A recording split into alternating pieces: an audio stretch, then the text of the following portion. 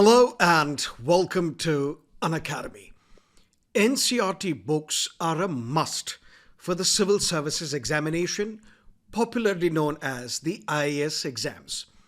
You might have read or heard from UPSC teachers, toppers, that without reading and understanding NCERT books, it is very difficult for you to crack the examination, that too with a good rank. But which NCERT books are important? Do we have to read all the NCERT books from class 6 to 12th? Do we need to follow the old NCERTs or new NCERTs?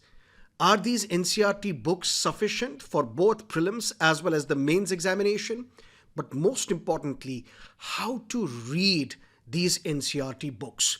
All this and much more we are going to cover in this video. But first up, let's understand the significance of these NCERT books.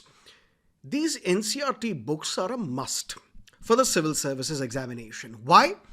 Because the content of these books is authentic. And UPSC has the habit of asking questions in the examination from these NCERTs, either directly or sometimes implicitly as well.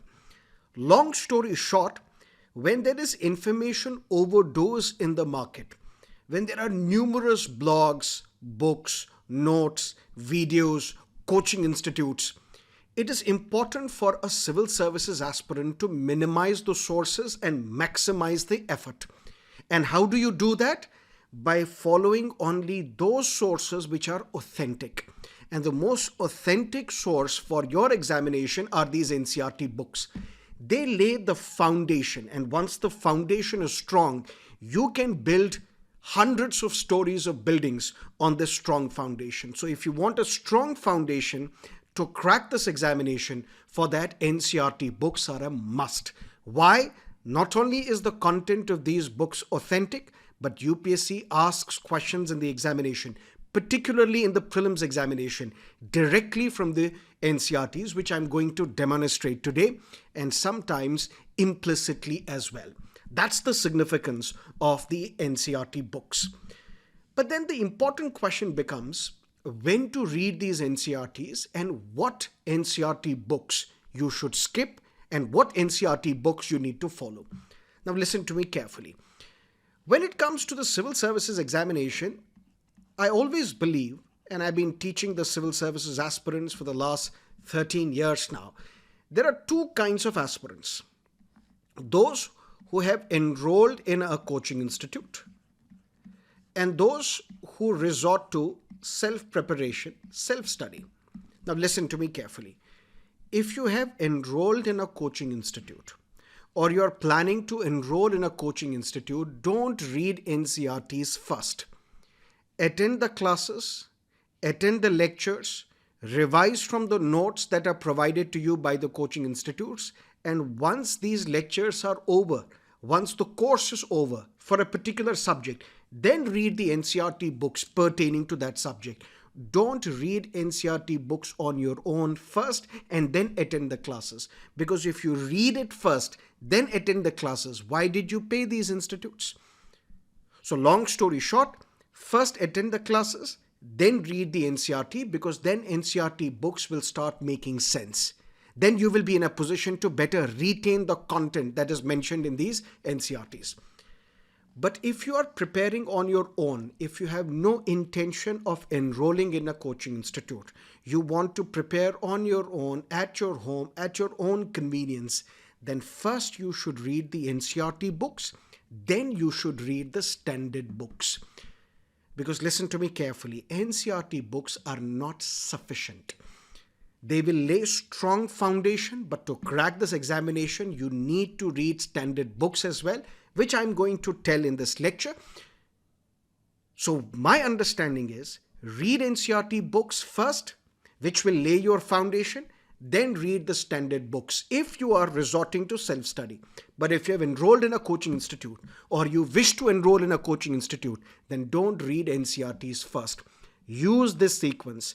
Attend the classes, then read NCERTs. NCERT books will start making sense. And if you wish to enroll with us to prepare for CSE 2027. Listen to this message.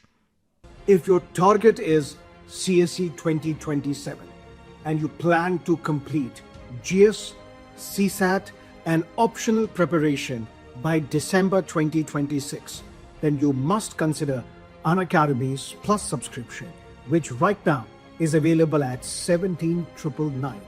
All you need to do, use this code IAS English while making the payment, and together, let's crack it. Now let's come back to this video and understand which NCERT books to read for individual subjects and how to read these NCERT books. You might have heard or read that for polity, one book is a must, which is known as M. Laxmikanth, which some people often say is the Bible for Indian polity for this examination. So reading Laxmikanth is a must. Is it true? 100%. But Laxmikanth alone will not help you crack this examination, because Laxmikanth is relevant primarily for the prelims examination and not much for the mains examination. For mains examination, what do you need to do? You need to link Laxmikanth with current affairs, with newspapers. But you should not read Laxmikanth without reading these two NCERT books. And what should be the sequence? First, read Indian Constitution at Work, which is a textbook for political science for class 11th. Then read Political Theory, which is a textbook again for class 11. So the sequence would be, if you are studying on your own, Indian Constitution at Work, number 1, followed by Political Theory, and then M. Laxmikanth. Link with newspapers, and you are ready for prelims, mains, as well as the personality test. But now the important point is how. Now I will demonstrate. For example, the first chapter in Indian Constitution at Work talks about Constitution of India. Now, the first thing that you need to know is, what is a constitution? What is the purpose of the constitution? This is how you will have to read these NCERT books. Highlight important points, statements which are mentioned in these NCERTs. And from these highlighted positions, then you need to revise, because ultimately revision is the key. And once you revise, you will be in a much better position to retain concepts, and you will be in a position to answer the questions that appear in the examination. How? For example, second function of the Constitution is to specify who has the power to make decisions in a society. Constitution tells us how the government will be constituted. But will you give unlimited powers to the government? Or will you limit the powers of the government?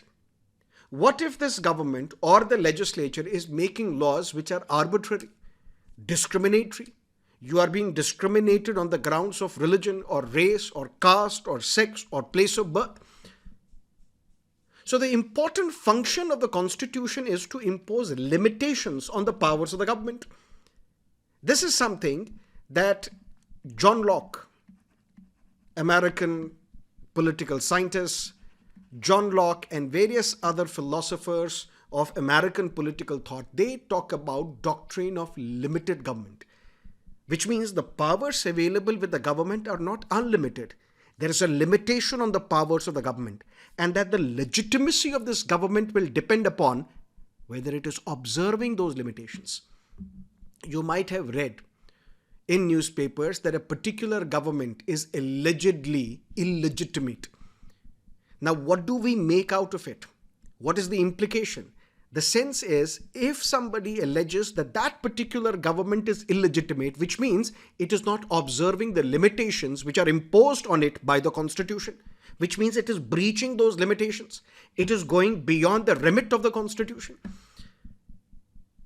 Long story short, the important function of the Constitution is to define the limits on this government. These limits are fundamental in the sense that government may never trespass them. Look at how I have highlighted these important provisions which are mentioned in the NCERT books. And now let's look at the questions. Questions in the sense, which of the following statements best reflects the chief purpose of the Constitution of a country? This question was asked in Prelims 2023. What is the answer? It defines and limits the powers of the government, directly asked from the NCERT. But I told you at the start that NCERT books are important, not only because the content of these books is authentic, but UPSC has the habit of asking questions from these NCERT books, either directly or indirectly. This is a direct question. Let's look at the indirect question. A constitutional government, by definition, is a limited government. Government which is limited by the terms of the Constitution. Because the powers available with the government are not unlimited. There is a limitation. Not just that. Look at another question. A constitutional government is one which places effective restrictions on individual liberty in the interest of state authority. Limitations are not imposed on individuals. Limitations are imposed on the state. Places effective restrictions on the authority of the state in the interest of individual liberty? Yes. B2 only is the right answer. My point is, if NCERT books are very important for your success in the civil services examination, it becomes important for us to understand that not all NCERT books need to be read. Not all books are to be read. So when you are recommended that read all NCERT books from class 6 to 12th, this is not the true reflection of the reality. For polity specifically, read two NCERT books, Indian Constitution at Work and Political Theory, then followed by M. Laxmikanth, because NCERT books are not enough and sufficient for prelims mains examination. That's number one. Number two, what about history? Now the question is, sir, which books to follow, old NCERT or new NCERT? If you look at history, ancient history, medieval history, modern history, three important stages. And there are three important old NCERT books written by terrific authors. Ancient India by Mr. R.S. Sharma, Medieval India by Mr. Satish Chandra, and Modern India by Mr. Bipin Chandra. These are very, very important books. Now listen to me carefully. You might have read somebody recommending Rajiv Ahir Spectrum publication book for modern history. You can read that as well, but even then, I'm urging you, I beseech you, I request you, please do not skip this book. Because the way this book has been written, Modern India, an old textbook, old NCERT for class 12, the way this book has been written, it will give you enough fodder for your mains examination. So even if you read Bipin Chandra, even if you read Rajiv Ahir, please do not skip Bipin Chandra. So these are three old NCERT books for ancient India, for medieval India, for modern India, which you must read for history portion. But there are some new NCERT books as well. For example, Themes in Indian History, Part 1, Part 2, Part 3. These three NCERT books you need to read as well. But I told you at the start, if you are studying on your own, preparing on your own, then you should start with these NCERT books and then gradually go to standard books. For example, you may need to read a book on art and culture. You may still need to read important chapters from, let's say, Ramachandra Guha's India After Gandhi.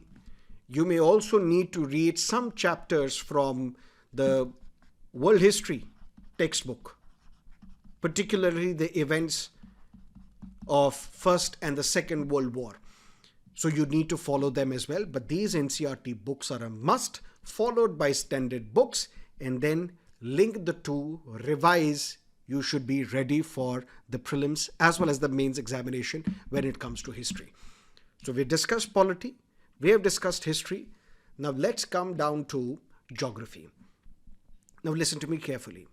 When I told you that you need to read two NCERT books for polity and then jump to M. Laxmikanth, which means NCERT books are not sufficient enough for prelims and mains examinations. You need to supplement NCERTs with standard books.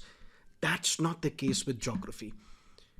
If you follow only NCERT books for geography, you don't need to read any other book. You don't need Majid Hussain.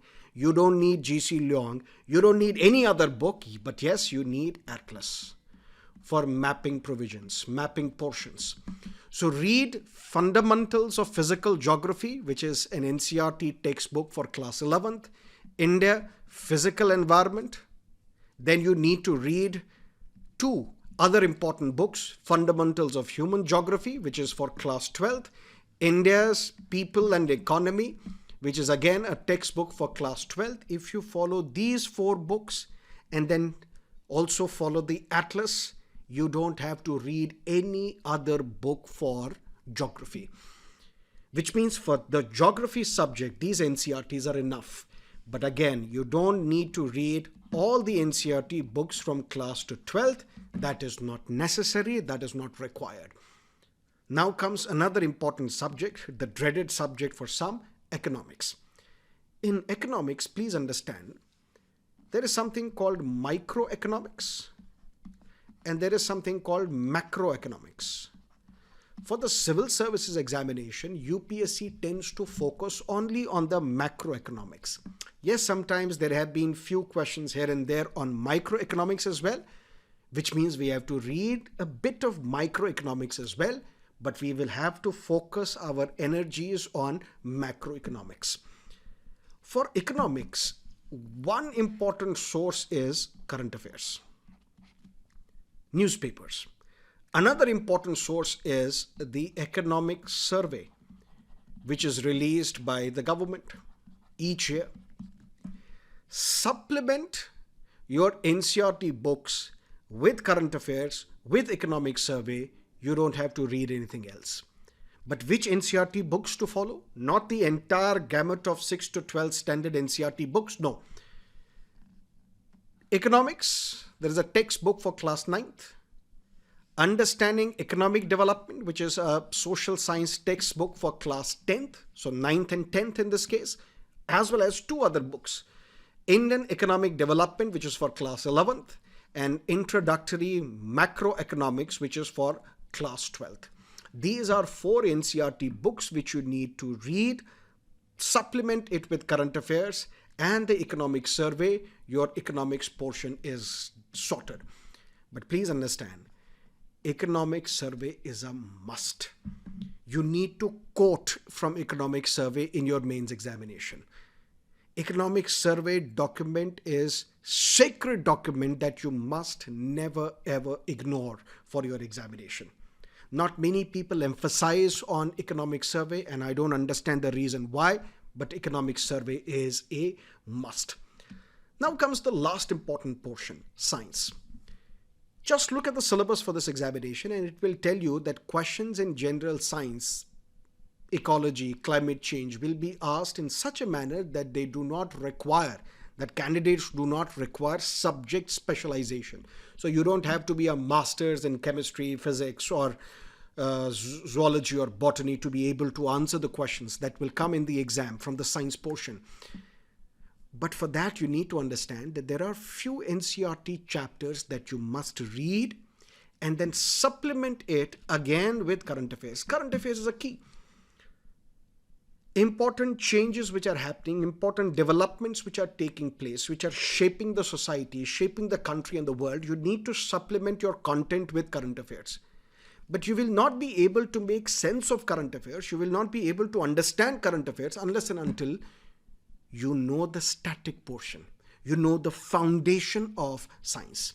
And for that, for your convenience, I have listed down the chapter name, the unit names as well of the NCERT books, the old NCERT books that you need to follow. NCERT for class 6th science, read chapter 1 and 2 dealing with food. Class 8th, chapter 4 and chapter 6. Class 8th, science, chapters 2, 5, 6, 14. But class 9th and class 10th, complete NCERT. Class 11th, unit 5, not chapter 5, unit 5, which talks about human physiology, and then chapter 13th and 14th. Class 12th, biology, complete biology. Class 12th, chemistry, chapter 16, chemistry in everyday life. if you have taken science as a subject for your 11th and 12th, and some of you may have read biotechnology textbook, although it's a relatively bulky book, but if you can read this biotechnology textbook as well for class 12th, that will lay down your foundation and you will be in a position to better understand the current affairs and the developments happening in the field of biotechnology. This was about NCERT books. I will repeat again, for the sake of your convenience, that NCERT books are a must. But it depends who is reading these NCERT books and what is the sequence that you follow. If you have enrolled in a coaching institute, for God's sake, don't read NCERT books first and then attend the classes. First attend the classes, then read NCERT books for your revision. But if you're preparing on your own and you don't intend to join any coaching institute, for that, first start with NCERTs, then the standard books, link it with newspaper, and please understand, the most important thing is answer writing. Mains is all about answer writing. So when you look at the prelims examination is basically qualifying in nature. It is a rejection test. All these 12 lakh people who have applied, filled the form of the Civil Services Examination, not all of them are going to appear in the examination. 4.5 to 5 lakh aspirants, they write the examination. But out of them, the UPSC does not select all of them. The UPSC will select 13,000, 14,000, 15,000, depending upon the vacancies, so that these aspirants can attempt the mains examination. But if the cutoff for the prelims examination is 95, whether you are scoring 95 or 199.95 doesn't matter, because these marks will not be counted. It's just a qualifying paper. But the marks that you score in mains plus the personality test shall determine where exactly do you stand in the final list. And in mains, you have GS paper 1 to GS 4, each paper carrying 250 marks. 250 marks into 4, which means 1000 marks. Then you have an optional subject of your choice with 2 papers, 500 marks. Then you have an essay paper, 250 marks, which means 750 marks are allocated to the mains examination. Personality test has 275 marks. So whether you are going to crack the examination or not will be almost entirely based on the marks that you score in mains. And mains is about answer writing. UPSC asks you questions saying answer should not be more than 250 words. Answer should not be more than 150 words. So whatever knowledge you have gained, acquired, now you need to apply that knowledge and restrict it within the word limit prescribed by the UPSC. That requires an art of answer writing that you need to focus upon. Answer writing plus revision combined, it's a deadly combination, and this combination will help you sail through the examination. We are coming up with a very important series where we will discuss these NCERT chapters for your convenience. And for that, you need to subscribe to our channel so that you are updated as soon as we launch this series. Thank you for watching. Goodbye.